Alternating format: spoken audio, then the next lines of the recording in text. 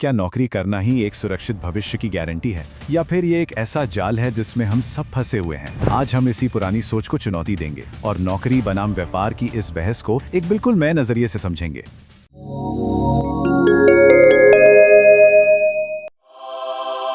नमस्ते। देखिए, ये सारी बात शुरू होती है एक बहुत ही चुभने वाले सवाल से। वो सवाल ये है कि 40 की उम्र के बाद जो एक गहरा अफसोस होता है ना, कि काश मैंने वो कर लिया होता, उस काश से कैसे बचें? तो इस पूरी पहेली को समझने के लिए हमें जीवन के 4 सबसे जरूरी पहलुओं को देखना होगा जिन्हें हर इंसान साधने की कोशिश करता है। पहला, फिजिकल फिटनेस, दूसरा मेंटल फिटनेस, तीसरा सोशल फिटनेस यानी हमारे रिश्ते, और चौथा फाइनेंशियल फिटनेस। और यहीं पर एक बहुत चौंकाने वाली बात सामने आती है। हमें हमेशा सिखाया जाता है कि एक बैलेंस लाइफ जियो, लेकिन यहाँ तर्क ये है कि ये बैलेंस बनाने की कोशिश ही अपने आप में एक जाल है। ये आपको एक औसत, एक ठीक ठाक जिंदगी की तरफ ले जाता है, कभी भी असाधारण कामयाबी की तरफ नहीं। तो चलिए नौकरी के इस बड़े धोखे की परतें खोलते हैं। देखते हैं कि कैसे एक अच्छी खासी कॉर्पोरेट जॉब बड़े बड़े वादों के बावजूद असल में खतरनाक भ्रम से ज्यादा कुछ नहीं है। अच्छा, तो सबसे पहले बात करते हैं उस चीज की जिसका सबको इंतजार रहता है, प्रमोशन। ये वो पहली गाजर है जो हमारे सामने लटकाई जाती है। और इस प्रमोशन के नाम पर होता क्या है? ज्यादातर मामलों में 10% का हाइक। और तर्क ये है कि आज की महंगाई के जमाने में ये 10% तो कब हवा हो जाता है पता ही नहीं चलता। तो सवाल यही उठता है कि 10% हाइक लेकर क्या ही हो जाएगा?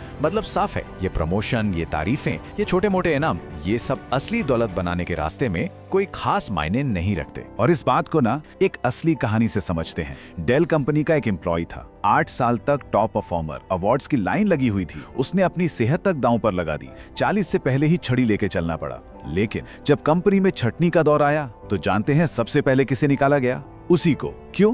क्योंकि उसकी सैलरी सबसे ज्यादा थी। और ये सब हमें ले आता है इस कहानी के असली विलन तक। एक ऐसा शब्द जिसे हम सब बहुत अच्छा समझते हैं, लेकिन असल में वो एक जाल है। वो शब्द है स्टेबिलिटी। स्टेबिलिटी यानी स्थिरता। ये वो सोच है कि एक लंबी नौकरी हमें सुरक्षा देती है, लेकिन यहाँ इसे एक मानसिक पिंजरे की तरह बताया गया है। एक ऐसा पिंजरा जो हमें दूसरों पर निर्भर बना देता है, हमारी ग्रोथ को रोक देता है, और आखिर में जब कंपनी को जरूरत नहीं रहती तो हमें डिस्पोजेबल बना देता है। इस बात को एक हाथी की कहानी से बहुत अच्छे से समझाया गया है। जब हाथी का बच्चा छोटा होता है तो उसे एक रस्सी से बांध दिया जाता है। वो उसे तोड़ने की बहुत कोशिश करता है पर तोड़ नहीं पाता। अब जब वो हाथी बड़ा और ताकतवर हो जाता है तब भी वो उसी पतली रस्सी से बंधा रहता है, क्योंकि उसके दिमाग में बैठ चुका है कि वो इस रस्सी को नहीं तोड़ सकता। वो कोशिश करना ही छोड़ देता है। और ठीक यही होता है एक नौकरी करने वाली इंसान के साथ। 15-20 साल एक ही तरह का काम करने के बाद इंसान ये मानना ही बंद कर देता है कि वो कुछ और भी कर सकता है, जैसे कि अपना खुद का बिजनेस। वो उस हाथी की तरह अपनी ही बनाई हुई मानसिक रस्सी में बंधा रह जाता है। तो अगर स्टेबिलिटी जहर है तो इसका इलाज क्या है? इसका एक ही तोड़ है, अपनी मानसिकता, अपनी सोच में एक बहुत बड़ा बदलाव लाना। यहाँ 2 तरह की सोच का फर्क बिल्कुल साफ दिखाया गया है। एक तरफ है स्टेबिलिटी वाली सोच जो बस सुरक्षा और आराम खोजती है, जो गुलामी की तरह है। और दूसरी तरफ है ग्रोथ वाली सोच जो प्रगति और आजादी के लिए रिस्क लेने को तैयार रहती है। और सीधी सी बात है, एक राजा और एक गुलाम की सोच में यही तो फर्क होता है। कॉर्पोरेट दुनिया हमें गुलाम की तरह सोचना सिखाती है, जबकि एक राजा की मानसिकता वाला इंसान हमेशा आजाद होने और अपना खुद का साम्राज्य बनाने के रास्ते खोजता है। ये सोच में बदलाव सिर्फ एक इंसान के लिए जरूरी नहीं है, ये तो पूरे परिवार की, आने वाली पीढ़ियों की आर्थिक कहानी बदल सकता है। देखिए कितना बड़ा फर्क है। नौकरी में पहली पीढ़ी 0 से शुरू करती है और 0 पर ही खत्म हो जाती है।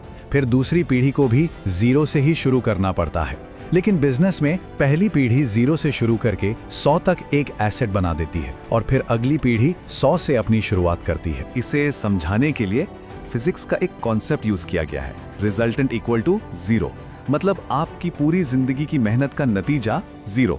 आपने जहां से शुरू किया था, आपकी अगली पीढ़ी के लिए आप वहीं पर सब कुछ छोड़कर जाते हैं। तो फिर गलती कहाँ हो रही है? पैसा जा कहाँ रहा है? देखिए, ज्यादातर लोग पत्तियों पर पैसा लगाते हैं, अच्छे कपड़े, महंगी गाड़ियां, नए फोन। लेकिन असली संपत्ति बनती है जड़ों में निवेश करने से, यानी अपनी स्किल्स, अपने ज्ञान और अपने एसेट्स पर। पेड़ की पत्तियों पर पानी डालने से कुछ नहीं होता जब तक आप जड़ों को पानी नहीं देंगे। तो ठीक है, प्रॉब्लम समझ आ गई, लेकिन अब करें क्या? इस चक्र को तोड़ने का रास्ता क्या है? खुशी की बात यह है कि इसके लिए एक सीधा साधा रोड मैप भी बताया गया है। आजादी का ये रास्ता दिमाग से शुरू होता है। सबसे पहले स्टेबिलिटी वाली सोच को बदलकर ग्रोथ वाली सोच अपनानी होगी। ये समझना होगा कि ग्रोथ के लिए रिस्क लेना ही पड़ता है, प्रमोशन के लिए नहीं, सीखने के लिए काम करना होगा। और फिर अपनी नौकरी से निकलने का प्लान बनाना होगा, अपना रास्ता खुद तैयार करना होगा। और यहाँ एक बहुत ही प्रैक्टिकल सलाह दी गई है, कभी भी एक ही नौकरी में 2-3 साल से ज्यादा मत टिको। हमेशा आगे बढ़ते रहो ताकि आप कभी भी कंफर्टेबल होके उस हाथी की तरह एक ही जगह बंधे ना रह जाओ। तो घूम फिरकर हम वापस उसी हाथी की कहानी पर आ जाते हैं और सवाल अब ये है कि वो कौन सी रस्सी है जिसने आपको बांध रखा है, वो कौन सी सोच है जो आपको आगे बढ़ने से रोक रही है। आपकी रस्सी क्या है?